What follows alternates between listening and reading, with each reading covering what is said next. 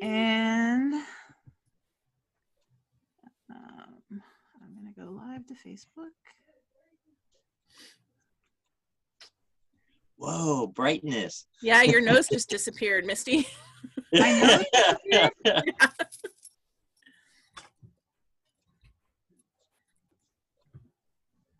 Yeah.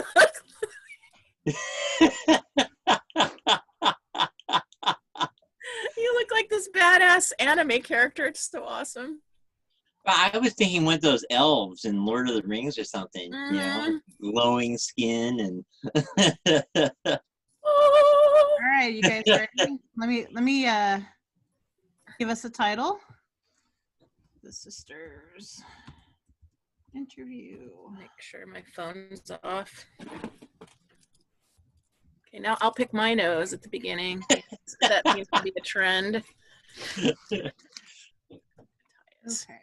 Oops. It would be good if I spelled your name correctly. There we go.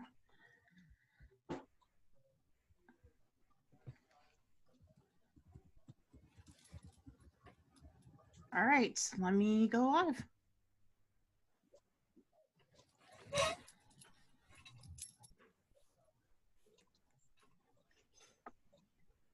Now streaming live on Facebook. Wow. Hello, happy Wednesday.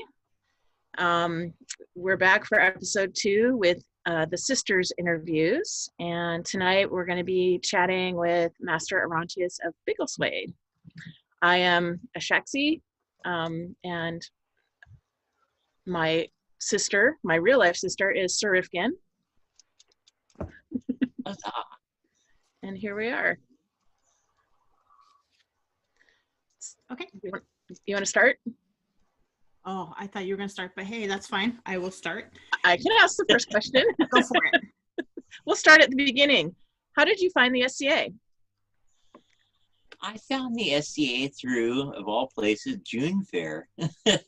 I've been playing June Fair for, God, almost 40 years now, I think. And I went there and it was a really tiny event. Maybe a couple dozen people there on one row of tents, and I fell in love with the SCA right then. It was just a magical place. Which part drew you in? Which part drew you? Well, you know, at that time we were really in the role-playing games, D&D and the like. And it was, back then it was a lot more fantasy-oriented. So a lot of people were doing Tolkien and Dungeons and Dragons and more of the fantasy, chivalric, Arthurian style of SCA, and that's kind of what drew me in, the attitude and the magic of it. Cool. How long was it from your first June Fair to the first June Fair that you ran? Oh, well, it was a while. I was a real service wong even in those days, and I joined the constabulary. Then that was the drug that brought people into playing the STA, and so I did constabulary for a good dozen years or so. My first June Fair was actually that I ran was in 1999 at the Kitsap Fairgrounds, and I had done my first autocrating experience with a small Candlemas feast a few years before that, and I fell in love with the concept of autocrating, or event stewarding as the current politically correct phrases now. And it wasn't so much the running, the being in charge, it was the magic feeling you get when you're done with the event and it was successful and all these people had fun. It was because you got together with a team of people and made this special thing happen. It was it was like a drug. I got addicted right away. And I wanted to go bigger, better. And June Fair has always been that gotta go bigger and better all the time. How do you avoid getting burnt out? I mean, you've worked on that event for decades now. Yeah. And it is quite the challenge. this is an event where you of a size where you normally hire people to run with it, or at least large parts of it. But as a volunteer organization, we have upwards of 50 people at the core group, and the 150 that run the major portions, and then 800 or 900 attend the event, and everybody takes part. And it's like I said, it's a magical experience to have all these people come together. And when you're done with the event, and that feeling you get of accomplishment, it makes you want to do it again. And every year, up to the start of the event, I say, I'm never going to do this again. Oh my God, all the challenges. Oh my God, I can't believe they did that. Oh my God, I can't believe we're having to fill out these forms this year, or meet with the fire department, or pay all these special event fees. But by the end of the event, I'm recharged and energized, and oh my God, I want to do this again, and I want to go bigger and better. Wow. So what's the origin of the term of Team Haggis? What is that? A long time ago, I was a chronicler, a dragon player, and there is a lady in our group, Murakami Suruko Sensei, and we used to tease each other about eating haggis. Oh my God, this awful stuff. And after several years of teasing each other about it, a friend of mine drew this logo of a winged sheep and said, all right, since you love haggis so much, here is your device, your badge, your logo for haggis. And then we started saying, oh, Team Haggis. And so every time I decide I want to do an event and I put together a team, I call them Team Haggis. And the first September Crown and 12th night we did, it was Team Haggis 1, and then Team Haggis 2, and then Team Haggis 3, because I recognize the fact that Team Haggis isn't just me, it's the team. It's everybody. Even though I have the badge and use the title a lot, Team Haggis is everybody who plays with it. And when I do a June fair and call it Team Haggis, the entire barony I call Team Haggis, just to make sure we're all part of the process. When I've only autocrated very, very small things, but one of the things that really impresses me with a good autocrat is the ability to delegate and not micromanage. If somebody asked you for your best advice on how to do that, what would you say? To be perfectly honest, it's something I still struggle with too. When I see somebody who's struggling with a job that they've been tasked or they've undertaken themselves, my natural tendency is to want to walk in and do it for them because they're struggling. And so I've had a hard time, and I've slowly learned that when somebody's struggling, you sit down with them and you talk them through it. You say, all right, what are you having issues with? How can I help you? How can we fix it or make it better? And sometimes just talking it through, we both come up with ideas, and we both find ways to help each other. It helps me figure out how to be a better leader. It helps them figure out the job, and it helps the process too. After, 20 or 30 years of doing events, you start picking up these little things that you put in your little treasure chest of good ideas to pull out on occasion. And that's the one nice thing about getting older, is that you gain those little experience pieces that you can draw on. How do you think is the best way to pass on those nuggets to your proteges or people that want to learn how to make service their walk too? By example is probably the biggest one. By being the leader that you think is the right way to lead, the right way to do something, is probably the best thing. But the other thing is really the communication. You sit down with them and you really talk it out to the finite detail. Some people really get tired of that fast, but I'm fascinated by the process too. You sit down with somebody and you lay out your path of how you're going to plan something, how you're going to do something.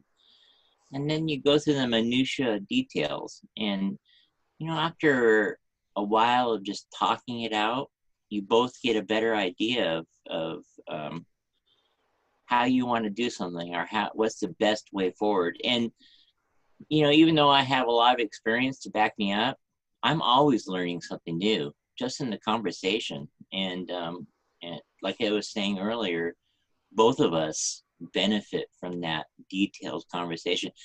And, you know, what I do wish is that I recorded this more and wrote it down more. God, with all the tricks and tips and things I've learned along the way, I could write a book probably. I think you should get on that. One of the challenges I have actually never autocrated an event, but I do kind of organize costuming for royalty quite a bit. I've done quite a bit of that, and it's the same kind of idea in that it's a team of people working together to obtain a goal.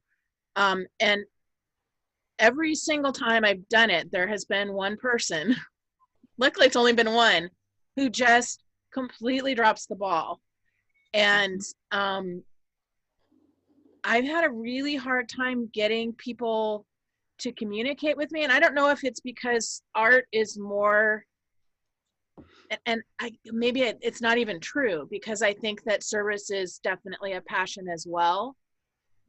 But there seems like there's so much ego involved in making things that when somebody drops the ball, or maybe I'm just too intimidating, I don't know what it is. Do you come across that ever? Oh yeah, and you know, I was gonna say, service is an art form too. You know, I think that's why pelicans were born from the laurels, is because the passion for service is kind of similar in ways to the passion in art. And believe me, us service wonks have our egos too. And when somebody in our team drops the ball or does something like that, and we feel it, and personally, intently. And yeah, that's another thing I had to learn the hard way too. When I first started autocrating events or putting teams together, my concept was I bring everybody on board. You know, like I was saying earlier, everybody in the barony is a member of Team Haggis. But what I learned along the way is you can't necessarily do that, because if you give the wrong person the wrong job, or you give somebody whose personality is going to rub the group the wrong way, you stand the risk of damaging everybody and everything you touch. So I've had to learn that you have to develop your team and not necessarily take on all comers. I finally learned that lesson with that September crown we did on the craters of the moon over the airport. You remember that? Oh yes. Does not remember that one. No. Oh yeah, that's right. Oh my God, I still remember that hit you took. Oh my God, I think we heard it around the kingdom. Horrifying.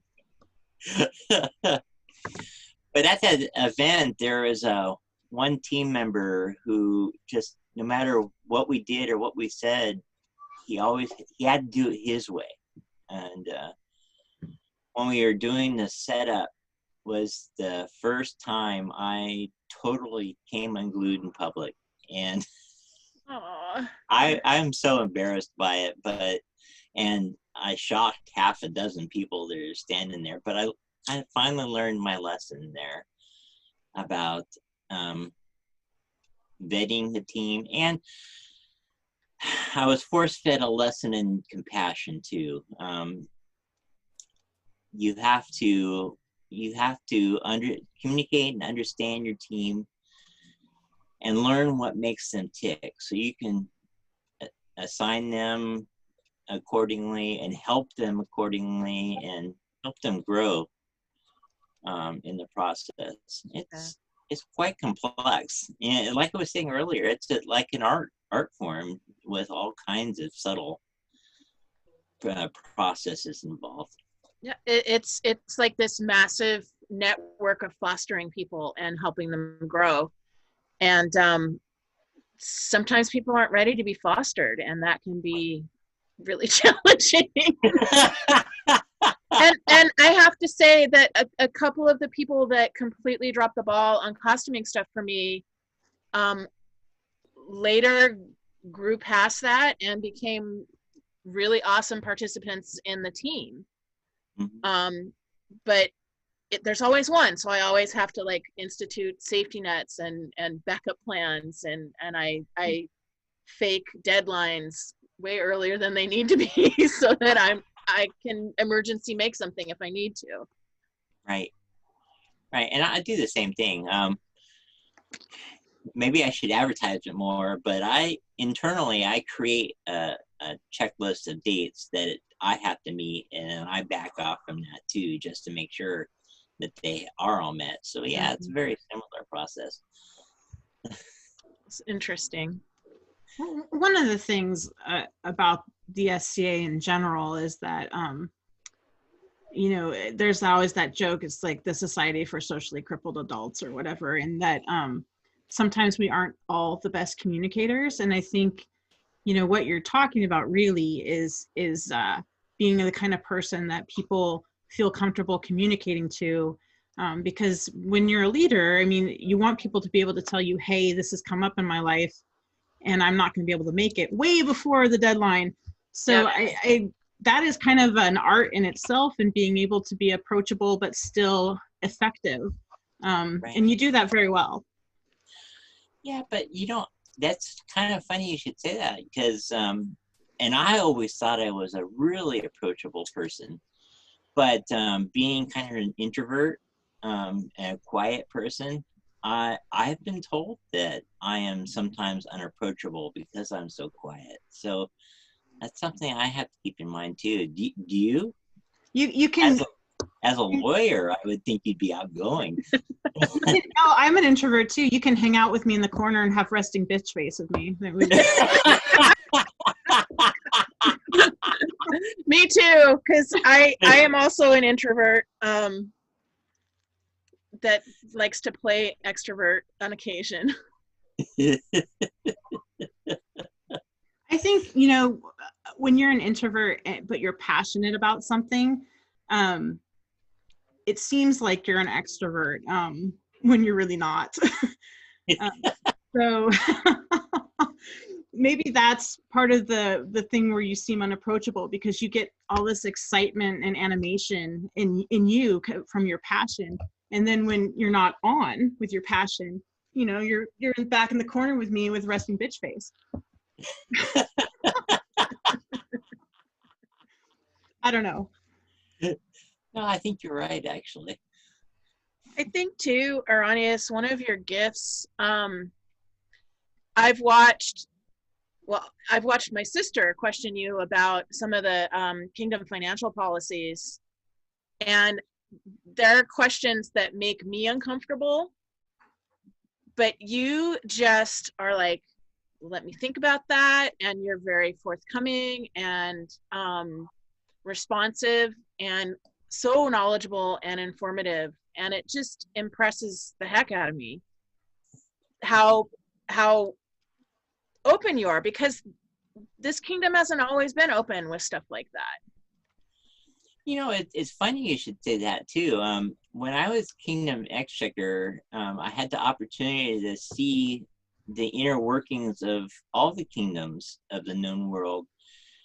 And what impressed me was how Arontius has it together. We seem like we're always flying by the seat of our pants, and we're always in conflict, or we don't know what we're doing at any given time, and so much chaos. But God, On Tier really has it together. We're organized. We like to work together. We're knowledgeable in a lot of the rules and regulations and how to use them. After being Kingdom Exchequer, I was more impressed with On Tier than I've ever been before. We are a damn good group of people. Wow.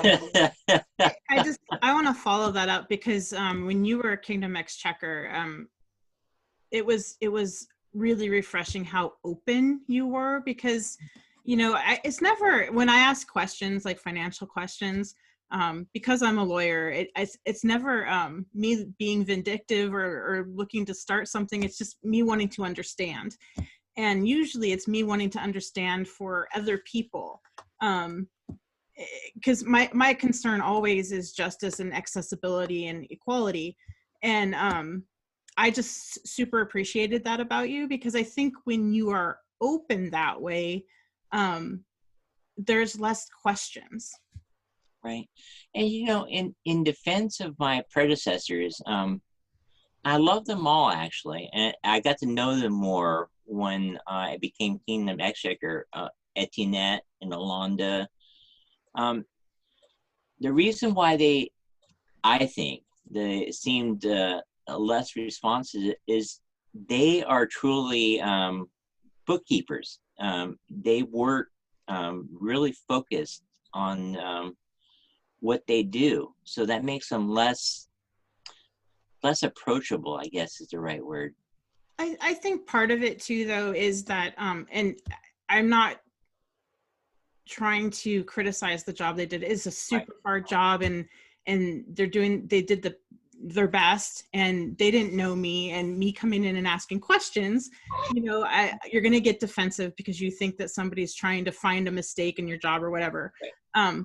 I just really appreciated that you learned from that whole experience, because I know I talked to you about it, and you made this effort to have this level of transparency that I think put a lot of people at ease. Right. And that's something, because I would have wanted that too. And the job of keeping all the books and keeping all the money straight is a hard job, and it's really complex. But the more people that understand it, they don't necessarily have to understand the details, but if they can understand that, yes, we have money, and yes, we're spending it, and this is how we're spending it, you don't have to go really into details, just to assure people that you're doing the right thing with their hard work. Because this isn't your money, this is all of our money, and we all want to do good things with it. Right. So I'm going to take us to a less serious note. And I do my homework for these things, and I looked you up on the OP, and you have like a dozen names on the OP. I know you are a huge Tolkien fan. Are your names, and maybe I should bring them up because I did put them on a PowerPoint. Are your names like Tolkien-esque, or? Well, no, actually, that's funny. Where are they? Arontius itself is a play off of Aronius. Somebody was teasing me a long time ago about being wrong about something, and just in case. I know. I'm like, just in case. What is that one? Well, that one evolved because I had like 2 or 3 badges I wanted to register as a herald, and I didn't want them associated with Arontius. So, all right, I want another name. Oh, I have this name just in case. Is that one actually registered? Yep, just in case. No way. Yeah, those are the only 2 that are registered, though. The rest of them, though, I drove the heralds mad because I couldn't get my first one passed. So every 4 or 5 months, I give them a new variation of it. just to see what I could get past them. And that went on for like 4 or 5 years. And finally I got a call from Zenobia, who happened to be Laurel, Sovereign of Arms. All right, Arontius, we're going to settle this now. We're tired of hearing from you. That's how you do it, Misty. That's how you do it. Maybe I should start that because I as a knighting gift, the Viking Answer lady, who's a Laurel out in Anstioria, actually gave me like 9 pages of documentation for my name, and now it's been rejected twice. So I am Misty of Madrona officially. Maybe I'm gonna do that. Maybe I will submit a new name every 6 months and see where it gets me. It is one path. God, I sure hope that Countess Elizabeth is not listening to this. She's offered to help me, so I just need to follow up on that because I know that she could figure it out. She could, but I know she gets frustrated with the people like us too. We fall in love with the name and we just won't let it go, no matter how vain they want us to be. It's mine now, damn it. Yeah, that's right. Grandmothered in. Actually, if you want to go Tolkien names, Laurelin is the one. Yeah, it's a tree or something, right? Yeah, it's one of the 2 trees of Valinor is Laurelin. Are you wearing Laurelin tonight? Oh no. Oh yeah. She made this my Pelican medallion with the Tolkien runes on it. Master of Tolkien lore. Is that what it says? Yeah, that's what it says. In Sindarin, of course. Wow. Stealth geek. She made all your clothes though too, right? What's that? She made all your clothes though too, right? Oh, of course. Oh, we're talking Laurel in here. Is there anything she can't do? No.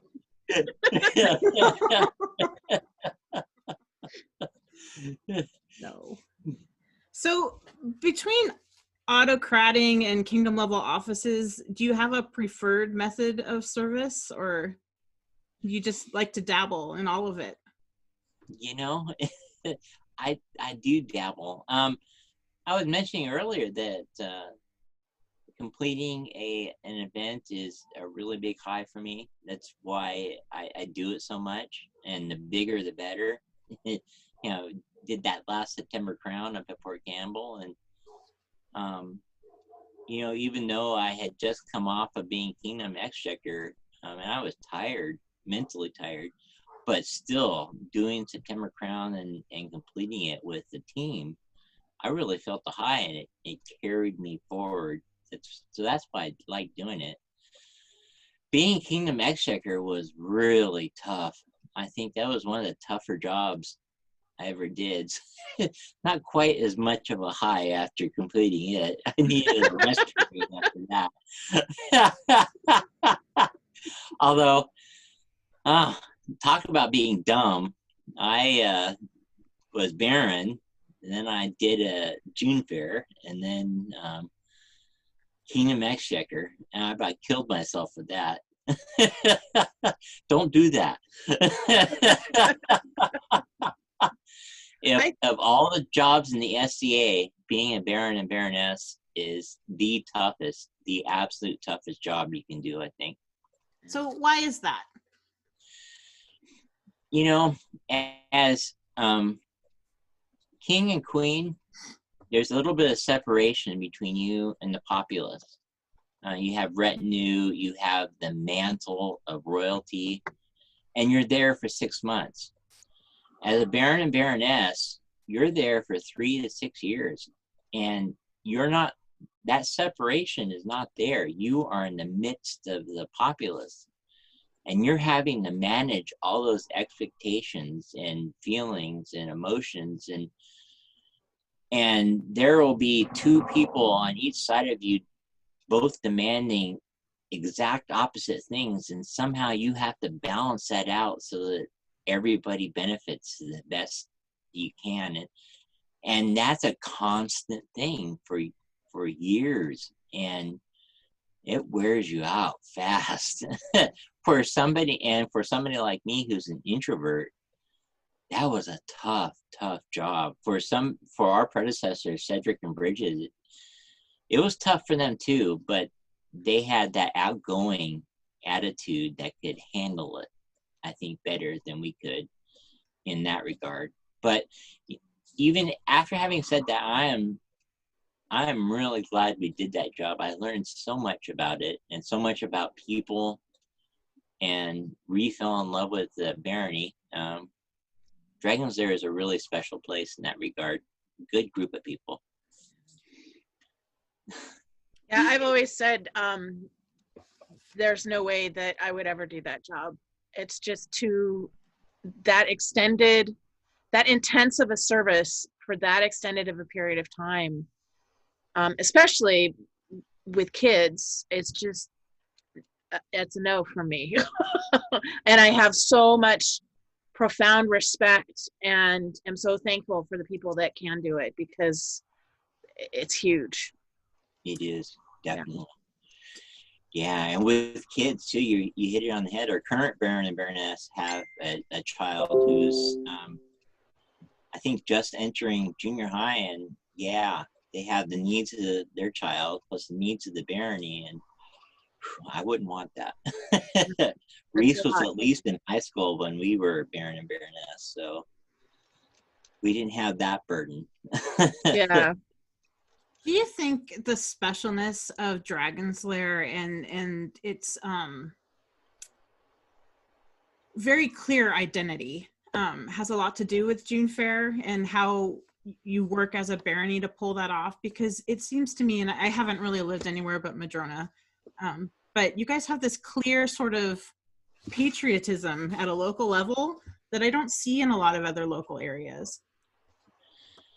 You know, part of that is due to our isolation, relative isolation. In Madrona, you're on the I-5 corridor there. A lot of people packed in a small area. And it's harder, I think, for them to develop that cohesiveness. And in Dragon's Lair, we're a little bit isolated, and we have to rely on each other to make something like June Fair be a success. And when people in Dragon's Lair get tired of each other, we don't have the luxury of going up north a few miles and hanging out with our brothers and sisters in Aquaterra. We have to learn how to get along with each other. And that sounds harsh. And I don't mean it to sound harsh, but, you know, there are people in the barony that I would not associate really in real life, but when it comes to June Fair, I easily work with them to make it successful. It is one of the special and unique things about Dragon's Lair, I think, that we benefit greatly from. Interesting. Do you want to switch to art, Dawn? Do you want to talk about sonnets? Oh, I'm sorry, Ashaxi. That's okay. So you just apprenticed to Elizabeth Piper, and you've been in the SCA for 40 years. 40 years. 40 years. Why did it take you so long?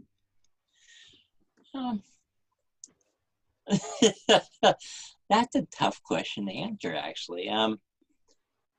Mainly, I think because I'm a dabbler, and it's hard for me to commit to something like that. And, you know, I get, like I was saying earlier, I get such the high of doing the service work, which, like a drug, it's easier to do service and get the high from that than it is to develop an art. That's where the art is harder, because you have to remain focused and dedicated for a long period of time to develop your skills and do your research. And whereas with an event or an office, the rules are right there. And you follow a set path for a relatively short period of time, ta-da, you get your event or your office or whatever. With art, though, you got to learn it, you got to practice it, you got to experience it and create it. That's where the laurels have the advantage of the pelicans in some regards, after they've developed that skill and that artistic process. And you know, when I do sonnets, I'm really a newbie at this. I've got the process down. I know the mechanics of it, but connecting the emotion to the process, that's the hard part. That's where a true laurel really stands out, when they create something with love and devotion, and you know they understand it, they're in it. You can tell when you see that piece of art or hear that performance. And I want to get from where I am with mechanics to the part where my emotion and love is actually in it. That's a leap. I think you talk about autocrating and service as being addictive, and I think that art is the same way. And I think that part of how you get that expression of passion that you're talking about is getting into that kind of addictive place in your art, and getting lost in it and kind of getting that high from it. Flow state. Yeah. The part that you're passionate about, is it the mechanical part of like composing sonnets, or are you passionate about the presentation, like the bardic part, or both? Not so much. It's the development. I love to write, and because I'm an introvert, I don't expose that as much as I probably should. But I like writing poetry. I like making music too. But it's such a personal thing for me. Performing is not as much fun, I guess. It's putting yourself out there. It's exposing yourself, and that's still a tough thing for me. But I enjoy making the music and making the poetry, and it's kind of magical in that regard when you when I write a good sonnet and I read it 2 or 3 months later, and oh wow, this is better than I thought it was. It brings me a little bit of joy. So how have sonnets served you in your personal life?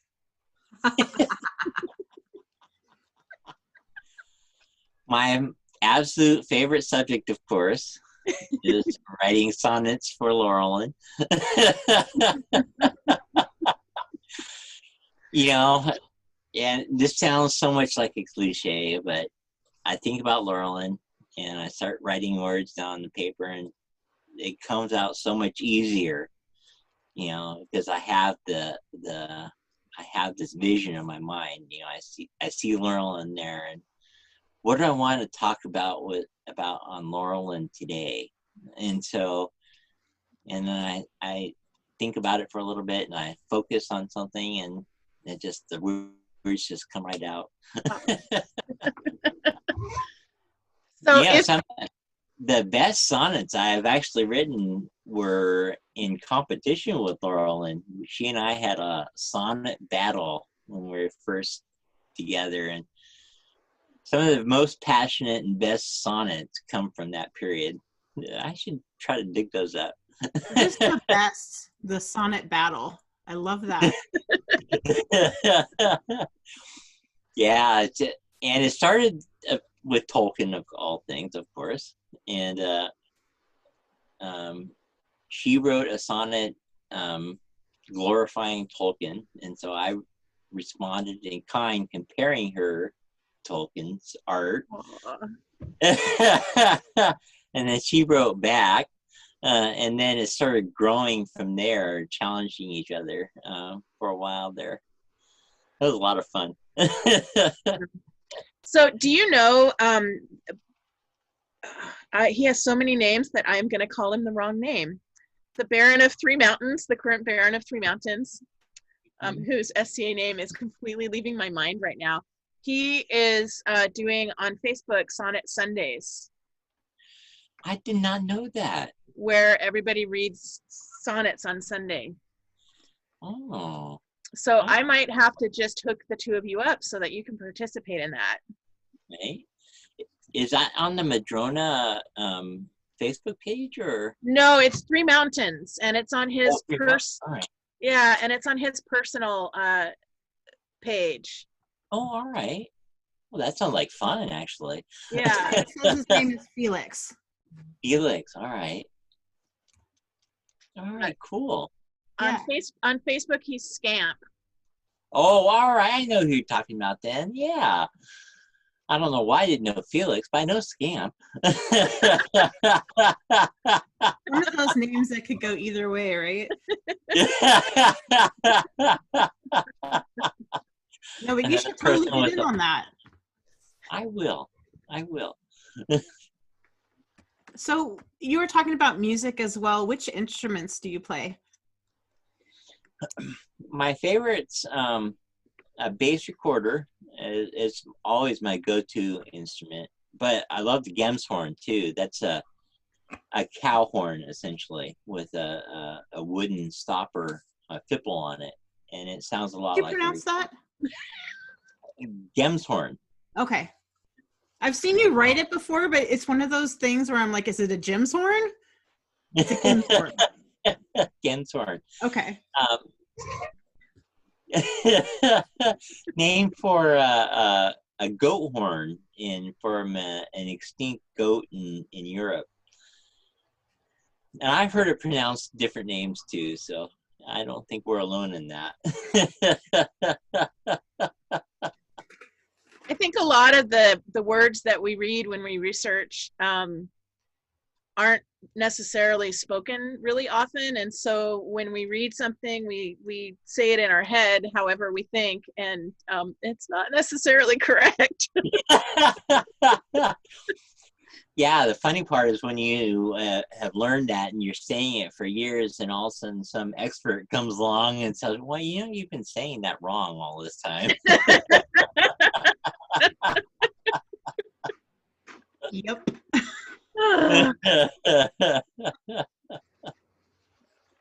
So does that have, like, how do you play that? Like, is it just really just a horn? Yeah, it's like a recorder. It's got no keys on it. It's six holes and a thumb hole, and it doesn't have the scale of a standard recorder, but it actually has a beautiful sound. It almost sounds woody, but because it's a horn, it's got a little bit softer tone to it. Wow. That I really love. I would love to hear you play sometime. We won't ask you to do that tonight, though. It's okay. Yeah. My heart rate just shot up. But that's one of the things. That's one of the things that Mistress Elizabeth is going to help me on, is to get over that fear and actually practice more too. Because I'm a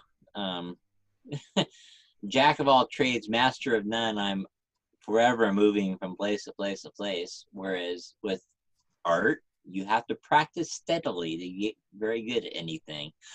Some of the most magical moments I've had at SCA events are just sitting in my tent and someone else is in a tent nearby playing the harp, or just alone, not performing, but just that the sound of somebody practicing at events is so awesome. Right. So And they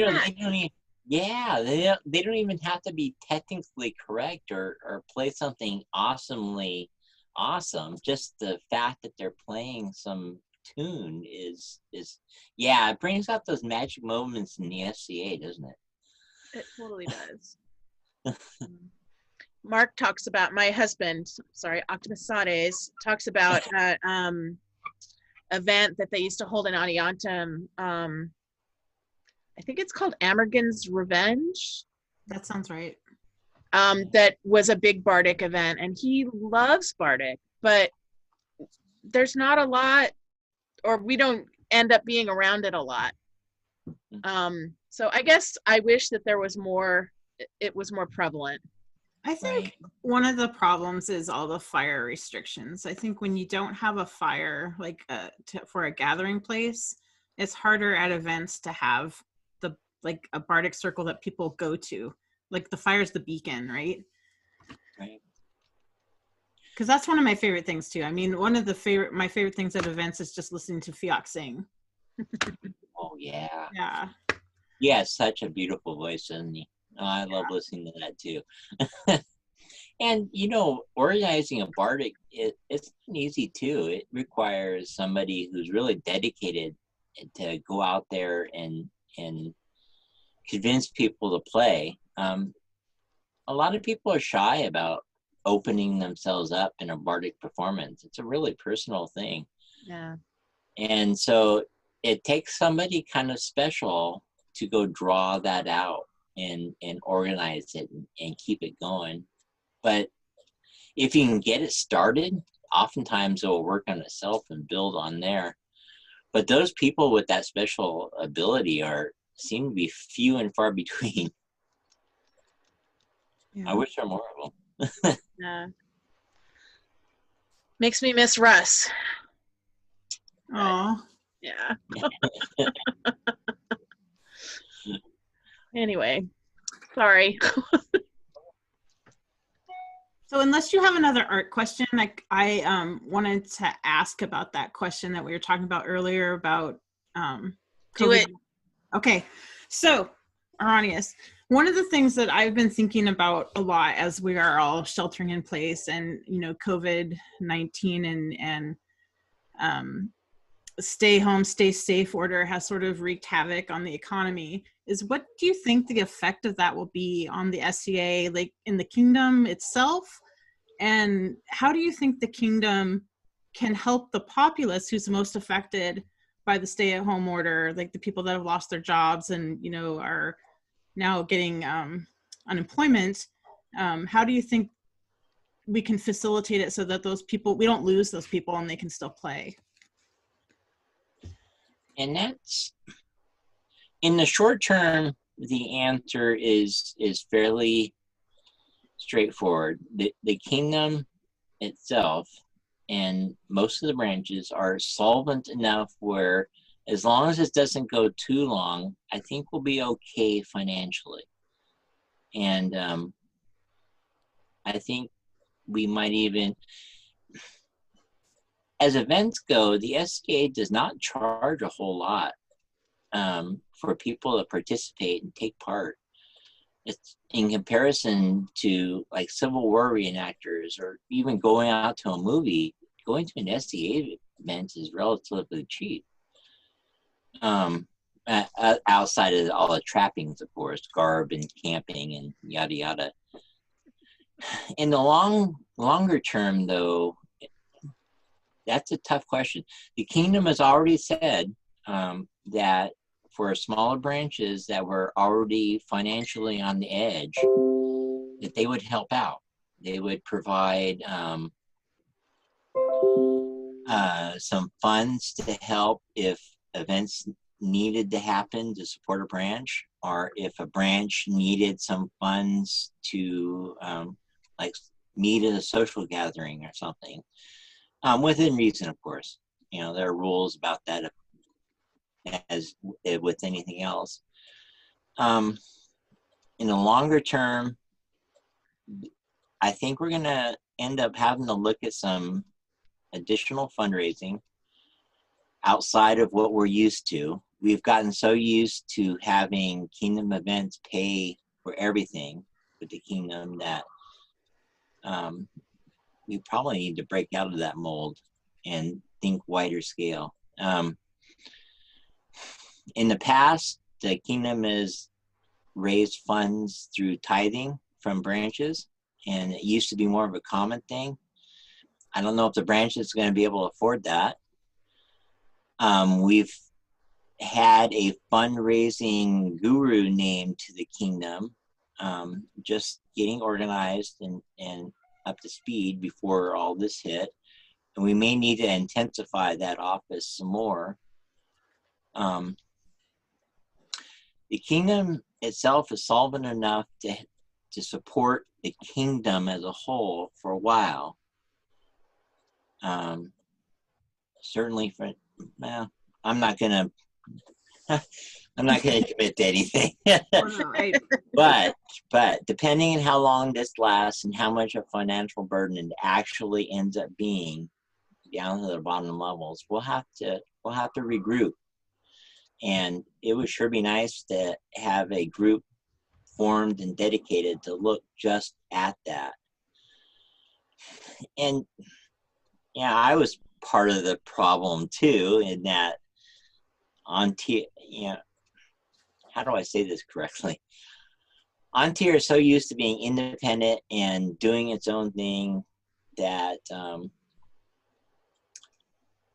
looking inward and figuring out a way to help itself the best is difficult for us. I'm not explaining it very well. I think that nonprofits are Rivkin and our other sister is a fundraiser for a nonprofit, and I also work for a nonprofit. And across the board, nonprofits are having a hard time because they do rely on donations, and they rely on the people that participate in those nonprofits to have cash flow. And if our SCA participants don't have cash flow and can't come to events, right, that's going to be you a hit problem. it on the head right there. Our income is reliant on internal fundraising, the people internally going to events, the people internally donating money. We need the world. That's why June Fair is successful for Dragon Slayer as it is that we go out to the modern public for fundraising.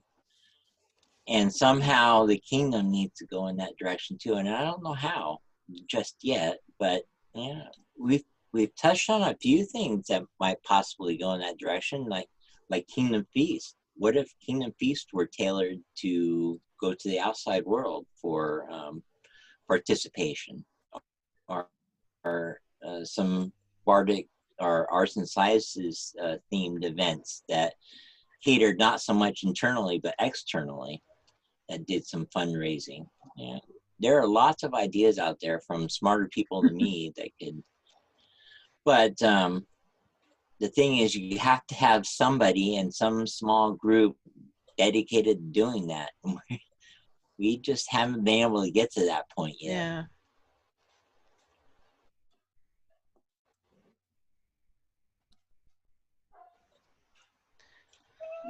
It'll be interesting to see how. For the short term, Ontier is in a good place.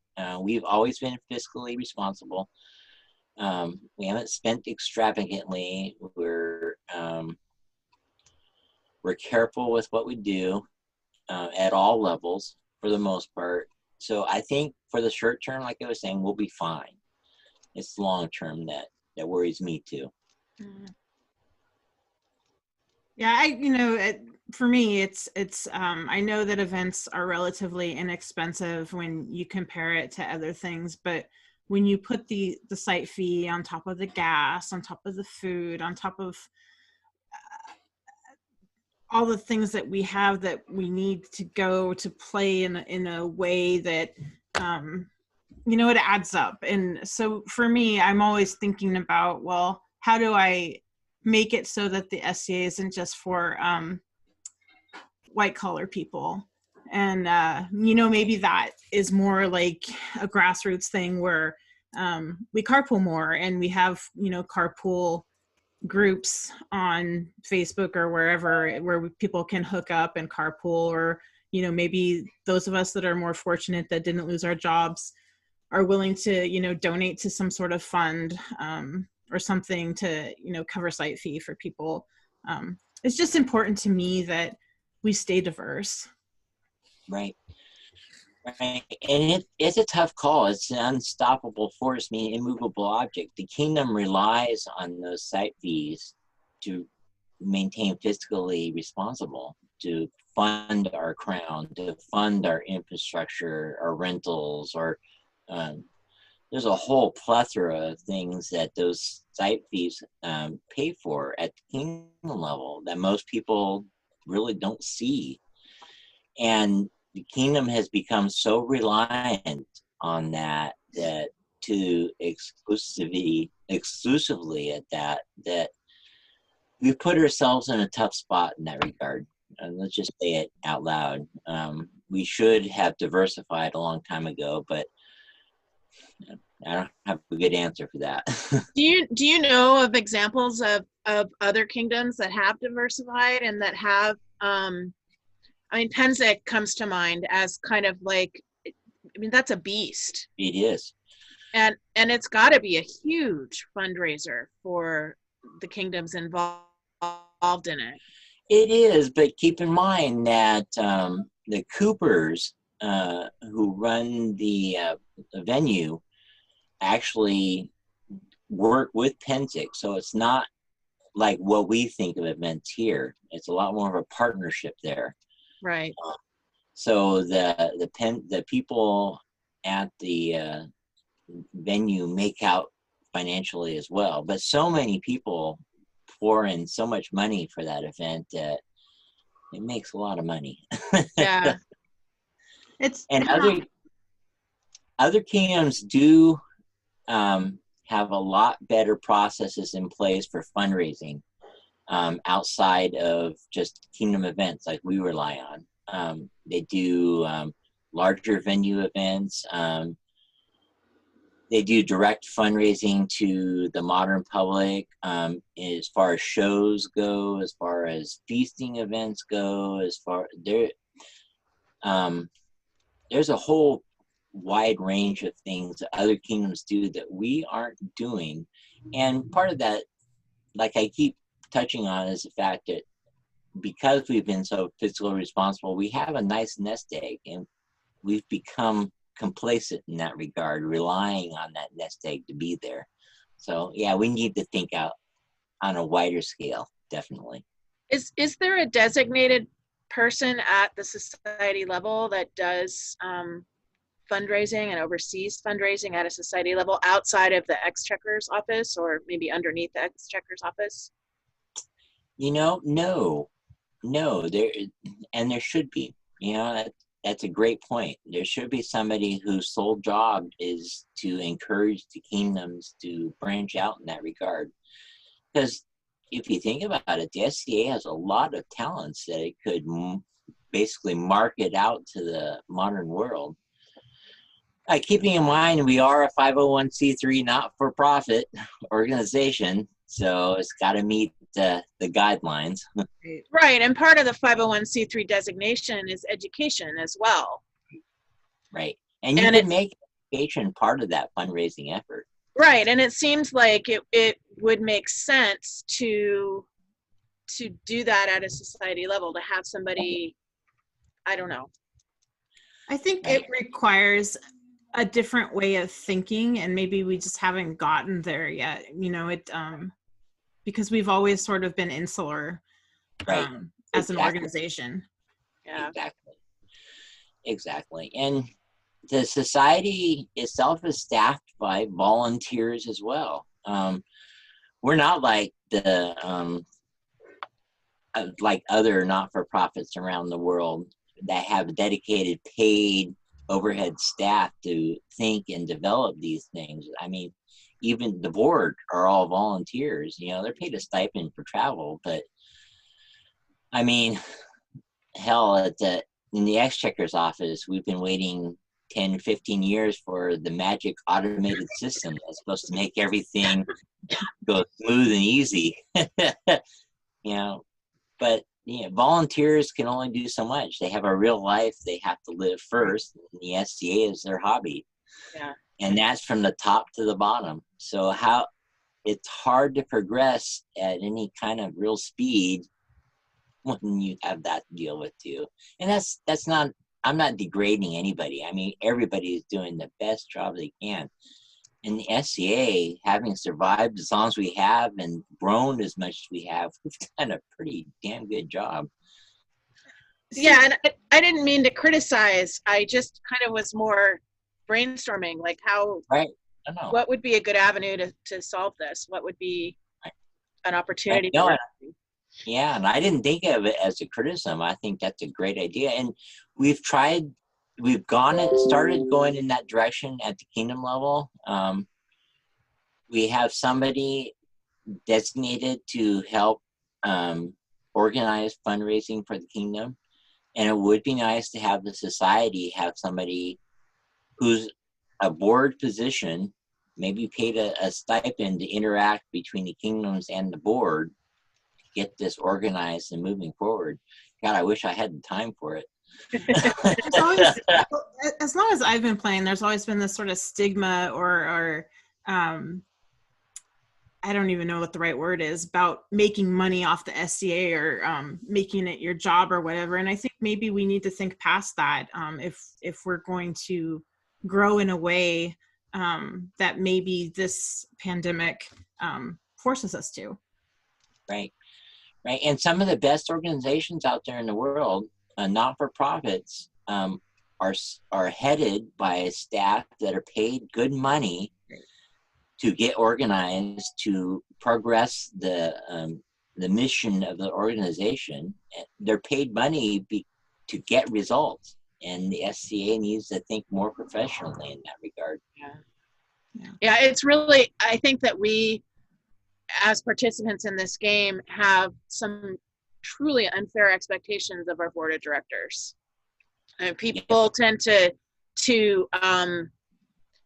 treat the bot as this, like, solid brick of evil in a lot of cases. And it's just people like you and me who have come up in this game, just like we have, who are doing the best they can with a very limited amount of time and energy.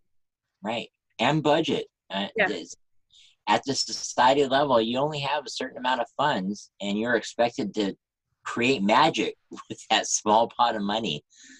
So yeah, they're doing the best they can. Anyway, sorry, I didn't mean to get off on that tangent. No, that was a great conversation. So if you personally could influence one thing within the kingdom, what would it be and why? Within the kingdom? Yep. I think you just opened up a Pandora's box there. He's been thinking about it. I have, and I've got several things, and I'm so shocked that you've been thinking about this. You're one of the most thoughtful people as far as kindly and just nurturing the kingdom into growth. And anyway, continue. Well, all right. I'm going to hit it right on the head then. I want to see a woman become Queen of Ontario by right of arms. We can talk around that issue until the cows come home proverbially, but until a woman does that, it will not be treated seriously. And I want to see that happen. I would love Sir Rifkin to become queen by right of arms. But it doesn't matter who it is. We need to see a woman become queen by right of arms. Obviously, I have the same passion, and it would be great if it was me. But hey, if somebody else, that's great too. But I I think for, and this is sort of a thing of mine, is that I'm very passionate right now about making sure that women have a voice in the fighting community and that we are not erased by language. Right. And I think one of the ways, and you're right, that could come to fruition is to have somebody capable of playing on that level and of winning a 70-person crown. You know, all props to the woman that just won out in Eldemir, but you know, it was an 8-person crown, and we don't have those here. And our crowns are tough for, you know, anybody to win, but I think that we have a bunch of really consistent women fighters now in our kingdom that have a lot of potential, and I think we're going to get there. I don't know when it's going to be, but the sooner the better. Arontius is a great place for inspirational equality. I love what our kingdom has done with that, and I love the fact that we lead the way a lot at that. But until you actually make something real and solid, there's always that little bit of barrier there, a little bit of racism is the wrong word, but you know what I mean by that. It's discrimination and it's inequality, and it's in a lot of ways it's inherent in our game, right? And it's hard. It is.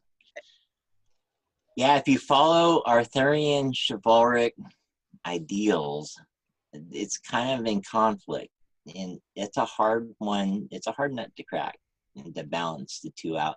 Because, you know, as much as I love the inspirational equality and I want a queen by right of arms, I also love the Arthurian mythos. I love being able to go down to Laurelyn in her studio and hold her hand, you know, and tell her how much I love her as her male support figure, you know, the knight in shining armor. And so it's a dichotomy there. How do you balance the two visions, you know? And I may be in a minority, but I think both have value in their own way, as long as you understand what you're doing and why you're doing it, the intent, I guess. To me, though, I think you can modernize sort of the Arthurian principles, and that women can champion, you know, other women or men in the same kind of way, where you're passionate or you're inspired by the things your consort does to make the kingdom better, or, you know, whatever. And I don't think that it has to be now gender rolled. I think courtly love is not gender specific. Right. But for old white guys like me, it's a little harder because we grew up having that stuff force fed to us. So we may think that we're evolved and that we follow the right path, but every now and then something stupid comes up and we do and say the wrong things. Not because we're that type of person, it's because that's the way we were brought up. Yeah, you know, college had just posted, I think maybe last week, an article that really resonated with me, where there can be, like, through group dynamics and just gender bias, there can be inequality even in groups that are very supportive of women. And that totally resonated with me with how the SCA is, because, you know, on the whole, the group is super supportive of women, but we still have these issues. And I think, you know, just being able to talk about them makes it a whole lot easier to confront them, and to do it in a way that isn't accusing or blaming, because I think that's one of the things that really shuts people down, is when you accuse them of being misogynistic, and it's really not the case. It's that we have patterns of behavior that have been culturally ingrained, that don't lead to where we want to go. And, Right. and it's not intentional. And I think if we can take away that blame and just say like, hey, this is the way it is, and let's talk about it and let's figure out how to move forward. I think that we could move forward. Right. It's hard to get past those defense mechanisms, though. Right. Yeah, I work at the local shipyard, where old white guy attitude is the attitude of the day.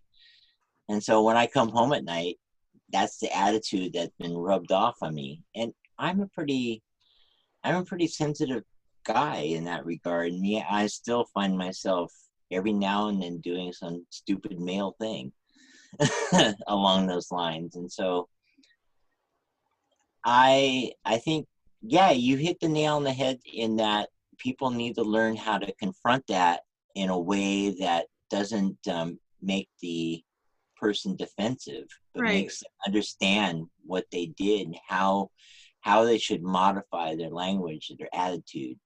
And you know, you keep saying the old white guy, you know, women do the same thing to each other as well. It's all the way around. And if we, and I honestly believe communication is key. Communication is key in everything.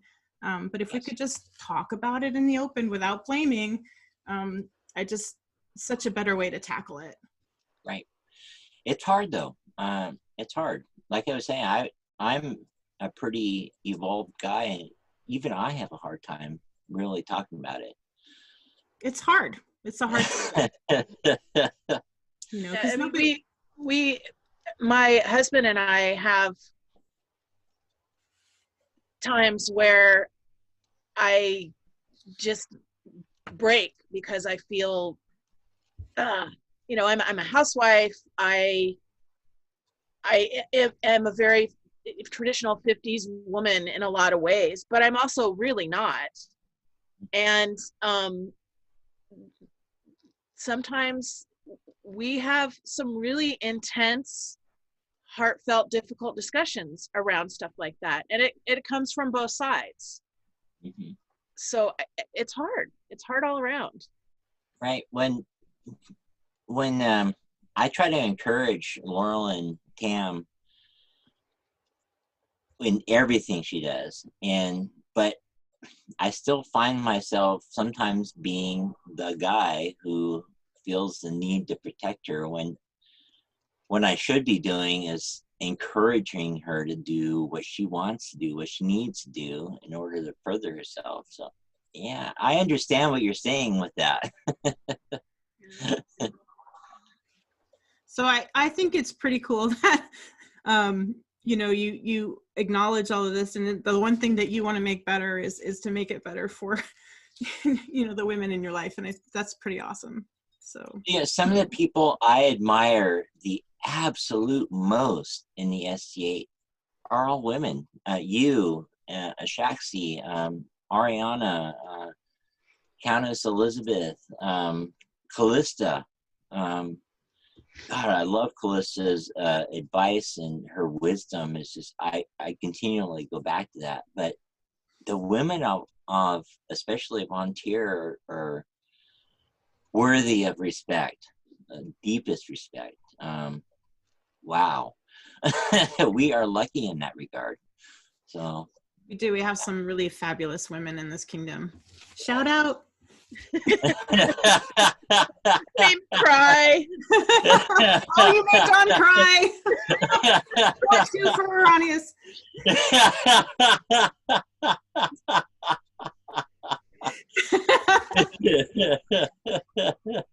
Are you okay?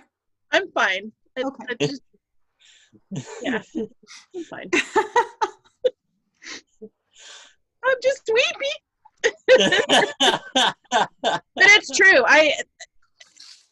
We have a lot of really amazing people in this kingdom, and it's easy to forget about that and get caught up in the shitty things that happen and the frustrating things that happen. And it's easy to get caught up in burnout and get caught up in the cycles that are negative. And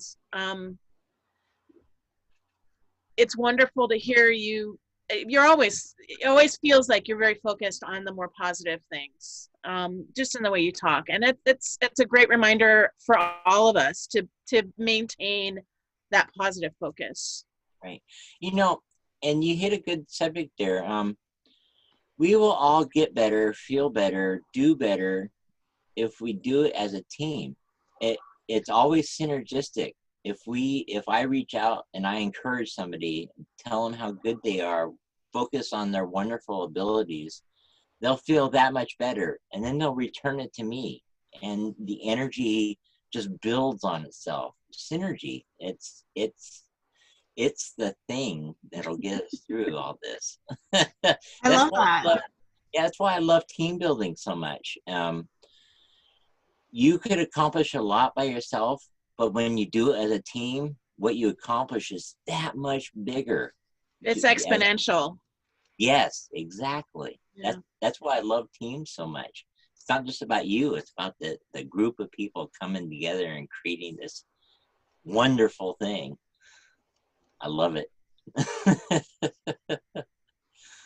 That's something that I love about you. And like, look at, like, you're all lit up about that, and that's just awesome.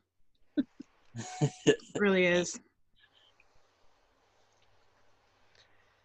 So should we move to something lighter? I mean, that was an amazing conversation.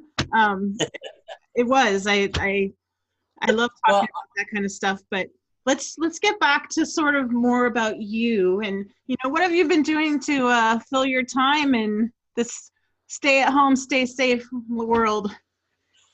Well, I've been teleworking now for about 6 weeks, and I gotta say I love it. In that, in most regards, I miss some people. I miss the interaction face to face, but the things, without all those work distractions, I can get so much more accomplished at home. My to-do list has gotten a lot shorter. I think the barony is getting tired of all my posts because, oh my God, I got this done, I got this done, I got this done. I'm a total multitasker, so working at home, I don't know if I'm actually more productive because, I'm like, okay, well, I'll start the laundry before I start this. And anyway, I don't know. I think I prefer going into the office and having my work life separate from my home life. That is the one area. This office is starting to get very tiny. Well, I heard your big plan to move everything so that Laurelyn can have more studio space, and that sounds like quite the undertaking. Right. Yeah.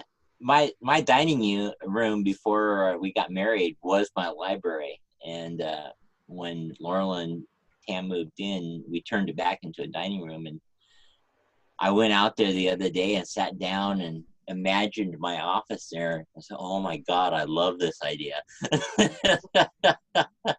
There's so much more light out there, and it's much more space, and yeah, I'm looking forward to that. That's gonna be great. Yeah, we turned our dining room into homeschool, home office central, and we have a kind of a one of those bump out windows, and Mark's got his desk, which is our dining room table, facing out that window, and I hung a bunch of bird feeders out there for him to watch the birds while he works. He's got bird TV. He does. He has bird TV. The cat's joining.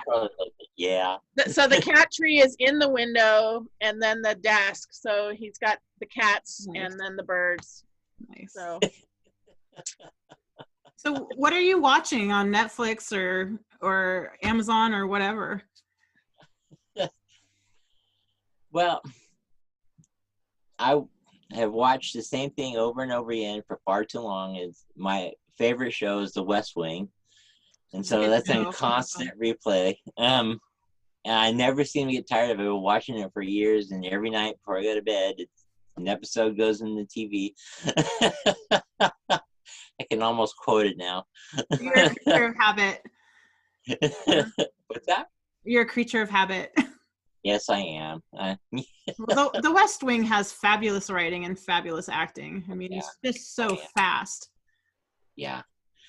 And it's a government I'd love to see. Yeah. Yeah, I always think I'm interested in politics when I watch shows like that, and then we get to the real politics, and I'm like, yeah, no, not interested. Have you watched Designated Survivor at all? No, what is that? That's a show.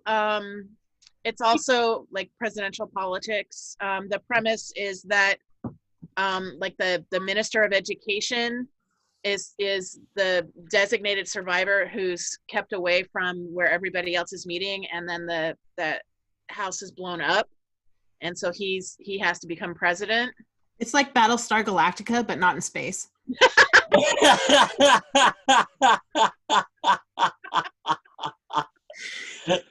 No, it's actually pretty good. That's the one with Kiefer Sutherland, right? Oh. Yeah.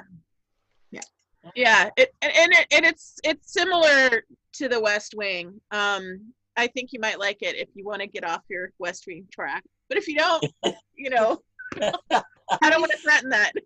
What's it called again? Designated what? Designated Survivor. Designated. All right, got it. Have you tried Madame Secretary? I think you might like that too. I do like that one too. That one's smart. It is. It gets some good writing there too. And I never was a Tia Leone fan until that show. She never rubbed me the right way, but she sure does a good job in that show. Well, I mean, have you ever watched Bad Boys? She's awful in the first Bad Boys, like awful. Anyway. Random. I will stop talking. I just have the giggles now. I was crying to inappropriate laughter. Sorry. Dawn, do you have a question or? Ashaxi, I'm sorry. It's okay.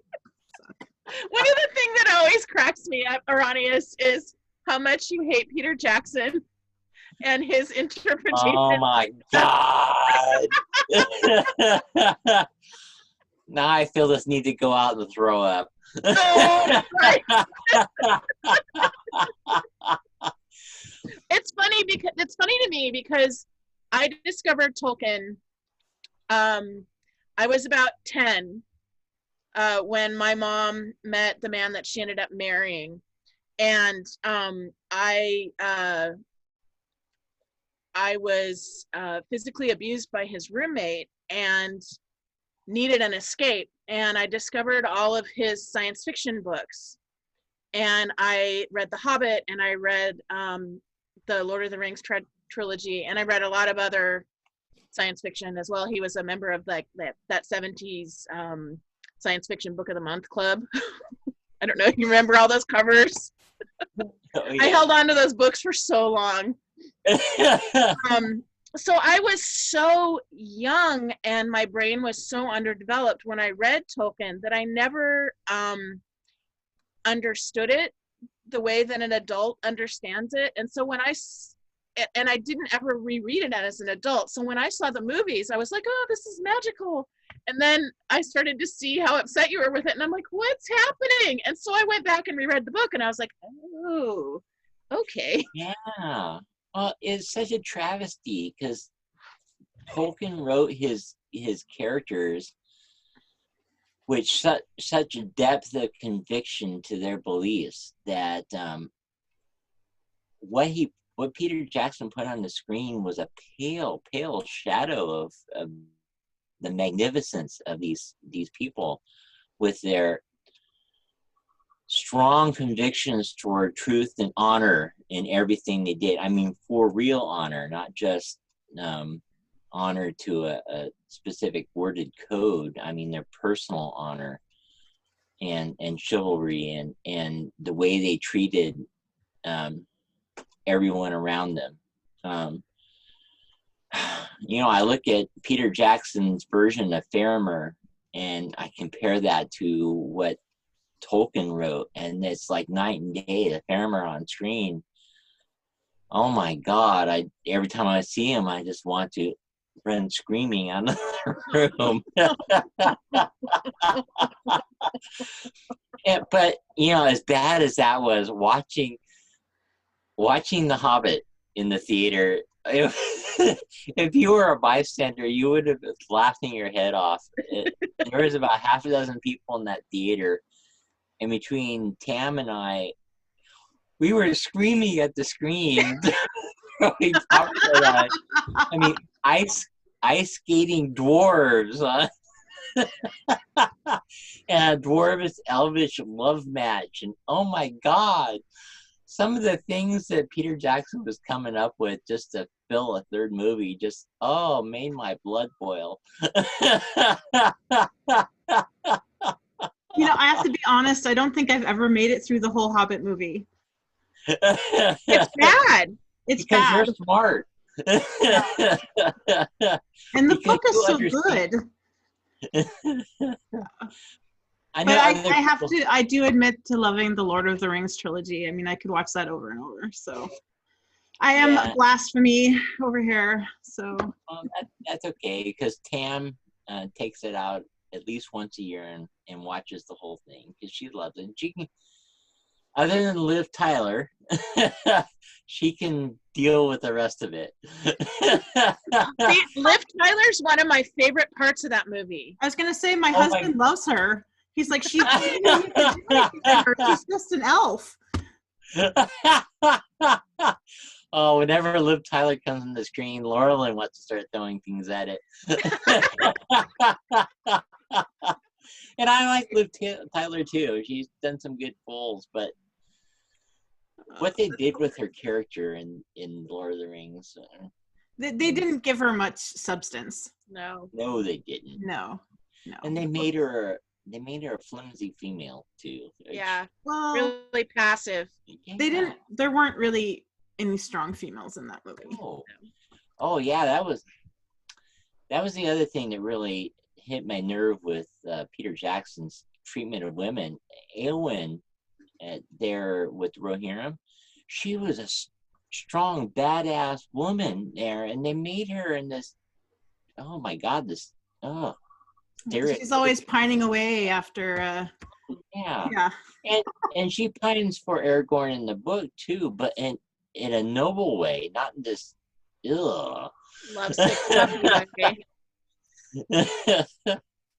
So yeah, Peter Jackson, go suck it. All right. My opinion. I'm sorry. Not his best work. Yeah, go make some more Godzilla movies there. I was going to say, maybe you should have stopped with Meet the Feebles. Oh, yeah.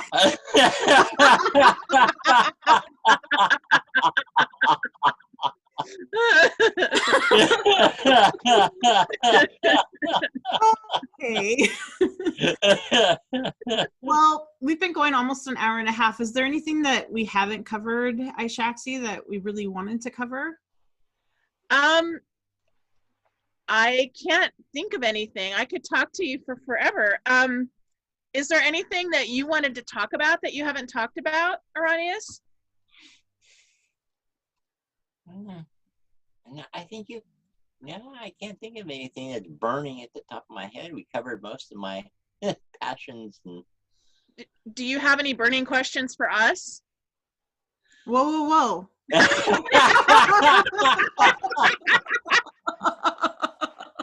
Now, you already hit that big one there. I want you to become queen there, Rifkin. I want to be on your list Okay, we go. I'm working. I know. I'm sorry to put pressure on you. No, it's fine. I remember that last time you guys were in the finals there, and I was standing over there at the sidelines, and my whole body was going. You need to turn that around. I need to be on the field, and he needs to be sitting there with the flowers. Yeah, for sure. For sure. That's what I'm concentrating on during this stay home, stay safe. I'm trying to get my ass in gear.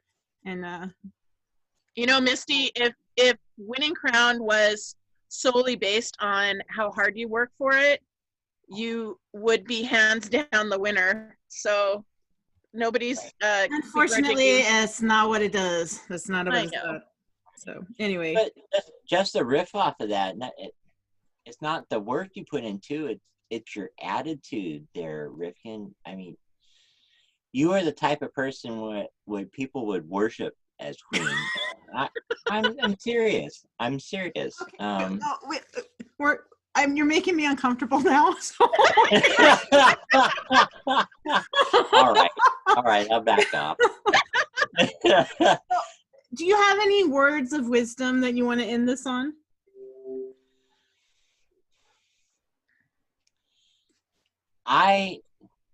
The one thing I would say is, and Antir does a good job of this already, is just to be good to each other and be compassionate with each other and think synergistically, think as a group rather than individually. And Antir does a really good job at that. And I want people in Antir to know that we should be proud of ourselves. I've seen the rest of the known world from an inner view, and Antir is a freaking fantastic place, and we need to understand and live with that more and be proud of it. Thank you. That's all. Yeah. Thank you. Yeah, thank you so much for agreeing to do this. We're just having such a fun time getting to know our friends and the people that we admire better. And I just really appreciated talking about so many ideas with you tonight. It was just super cool. And so who's going to interview the two of you? So we're going to start doing, I think maybe once a month, we're going to, hopefully, we haven't actually asked anyone yet, but we want to start doing other sets of siblings in the SCA. Oh. And I think that by talking to other sets of siblings, there'll be more discussion about, more compare and contrast. Does that make sense? Right. And you know what? I think you did a pretty good job of turning the lens around tonight. Yeah, but I did that on purpose because, like I said, I admire both of you. You've done such awesome things and such awesome people. I want to learn more about the inner working. And, that's something I wanted to bring up from last week. I knew Arontius, and I've interacted with Sir Arontius on a number of occasions, but I didn't really know Sir Arontius until you guys interviewed him. And I learned so much about him and so much of what makes him a person. I admire him a lot more because of that interview. And that is why this interview thing is such a great tool, a great powerful thing for Antir. Is you get to know better the people that have really built this kingdom up. He's a pretty amazing guy. He is. Yeah. I think you guys should talk Tolkien. For sure. And I think that's part of why we started with Lions of Antir, because we really wanted to kind of shine a light on that. Eventually, we want to also expand into interviewing people who aren't Lions and people who aren't peers. Right. But yeah, that was part of it, is to kind of get, I think when people are Lions, it's put out there that they have shaped the kingdom, but it's impossible to relay how in a court setting in a way that people will remember. Yeah. And yeah. I think highlighting people's personalities and getting to actually sit down and talk with somebody is really the only way you get a handle on what it is they're passionate about contributing. Yeah, you're absolutely right. And that's one of the reasons I love this concept altogether. And, Arontius had a big hand in the Lion Scroll I received that day with the 2 trees of Valinor there. And cool. He suggested a lot of the layout there. So, yeah, well, that was a really special moment. Well, speaking of interviews, next week we get the pleasure of interviewing your wife, Marquesa Laurelin, and that's going to be an awesome interview. She bet taught me how to sew all those years ago. Same. I would not be in the SCA without her. Yeah, she obviously she's your muse, so you know she's amazing. But I can't wait for everyone else to discover more of who she is, because she's also pretty quiet. Yeah, she has so many dimensions to her. God, just her sewing and costuming skills are just one tiny little aspect of. She is so multi-dimensional that you will be amazed. You'll be talking for hours and not even realize hours have gone by. It's a little mind-blowing. Yeah. Well, thanks again. Really appreciate it. And thank you everyone who tuned in. And I didn't see any questions, so there wasn't anything to follow up on, but I appreciate you guys commenting as we were talking and knowing that we aren't speaking to empty space. Yep. Have a good week, everybody. Have a great night. Bye-bye. Thank you. Bye.